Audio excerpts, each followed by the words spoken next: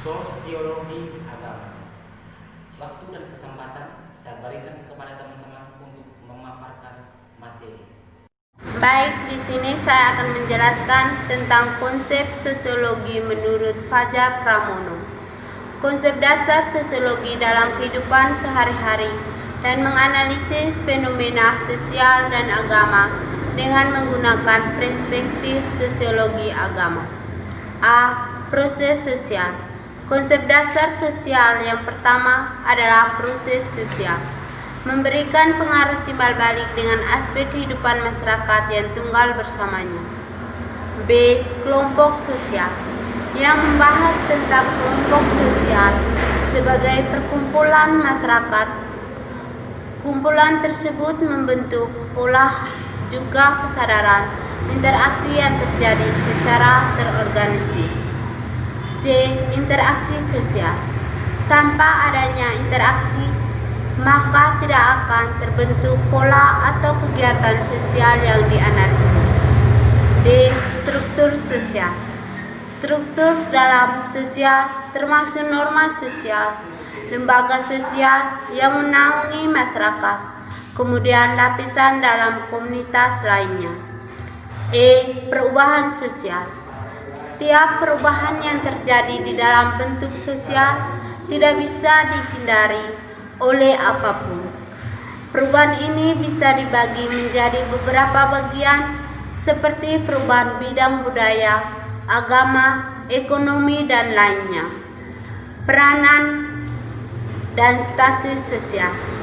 Biasanya setiap status akan memiliki peranan yang berbeda pada strata atau struktur sosial. Adapun beberapa jenis peran yang ada di status sosial dan dipelajari oleh bidang sosiologi, diantaranya seperti ascriptive role, ascript role, dan yang terakhir assigned role. G. Ketertiban sosial. Ketertiban yang harus ditegaskan pada bidang sosial harus dilakukan oleh seluruh lapisan masyarakat. Tentu, konsep dasarnya adalah hasil dari perilaku yang ada di masyarakat. H. Organisasi sosial. Organisasi ini mencakup beberapa individu yang membentuk kelompok seperti masyarakat, dibuat untuk mendorong masyarakat bertindak sesuai dengan tujuan juga pedoman. I. Fakta sosial. Fakta ini berarti bisa disimak, observasi, kemudian bisa diteliti untuk menemukan faktor yang mempengaruhinya. J. Institusi sosial. Untuk melaksanakan berbagai peran di dalam bidang sosial dan mampu untuk menghindari berbagai konflik yang terjadi di masyarakat. Sekian dan terima kasih. Di sini saya mau menjelaskan materi tentang pengertian sosiologi. Yang pertama, pengertian sosiologi menurut Max Weber pada tahun 1864 hingga 1920. Sosiologi adalah sebuah ilmu pengetahuan yang berupaya memahami dengan cara melakukan interpretasi tindakan sosial. Tindakan sosial yang menjadi pokok pembahasan sosiologi menurut Max Weber ini merupakan sebuah tindakan yang berorientasi pada tingkah laku orang lain. Yang kedua, menurut Agus F. Fauzi, sosiologi secara sederhana seringkali dimaknai sebagai sebuah ilmu yang mempelajari dan berkenaan tentang masyarakat. Sekian dan terima kasih. Yang ketiga, menurut Muhammad Fajar Purnomo, sosiologi berasal dari bahasa Latin yaitu socius yang berarti kawan, sedangkan logos yang berarti ilmu pengetahuan. Sosiologi hendak mempelajari masyarakat dan perilaku sosial manusia dengan mengamati perilaku kelompok yang dibangunnya. Sebagai sebuah ilmu, sosiologi merupakan pengetahuan kemasyarakatan yang tersusun dari hasil-hasil pemikiran ilmiah dan dapat dikontrol secara kritis oleh orang lain atau umum. Baik, atas kesempatan yang diberikan untuk saya, di sini saya akan menjelaskan materi tentang agama dan konflik sosial. Agama dan fungsinya juga memiliki fungsi yang positif dan negatif. Dengan perubahan zaman tidak dapat dihindari juga. Bila terjadi perubahan sosial dalam masyarakat, fungsi yang negatif antara lain dengan adanya fakta perpecahan antara manusia, yang semuanya bersumber dari agama. Dalam hal ini karena adanya kritis agama ada di masyarakat pada umumnya dan kurangnya kesadaran bahwa sebenarnya agama mengajarkan manusia solidaritas terhadap yang lain. Sekian dan terima kasih. Selanjutnya, objek kajian sosiologi agama. Pertama, objek kajian dalam sosiologi agama ada dua, yakni objek material dan objek formal.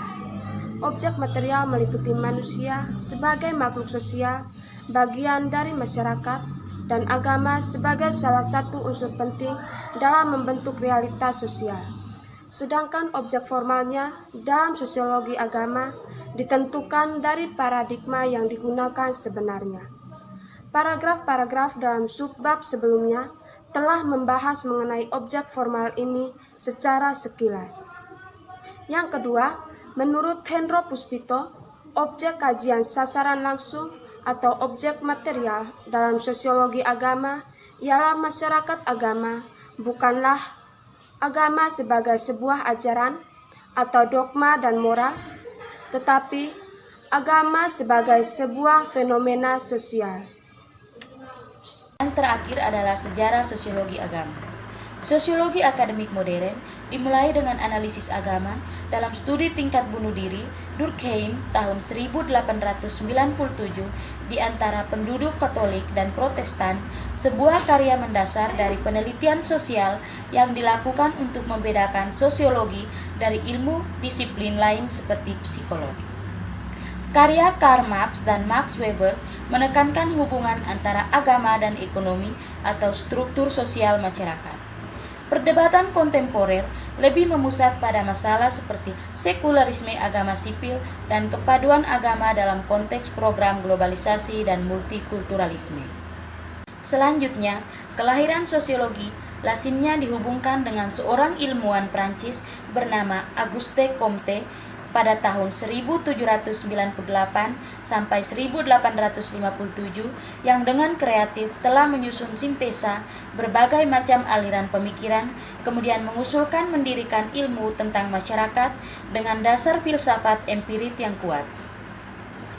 Namun, pengkajian masalah agama secara ilmiah dan terbina baru mulai sekitar tahun 1900. Mulai saat itu, hingga menjelang tahun 1950, muncullah buku-buku sosiologi agama yang sering disebut sosiologi agama klasik. Periode klasik ini dikuasai oleh dua orang sosiolog yang terkenal, yaitu Emile Durkheim dari Prancis tahun 1858 sampai 1917 dan Max Weber dari Jerman tahun 1864 sampai 1920. Dua sarjana ini lazim dipandang sebagai pendiri sosiologi agama. Sekian dan terima kasih. Dari kelompok kami, atas perhatiannya kami ucapkan terima kasih.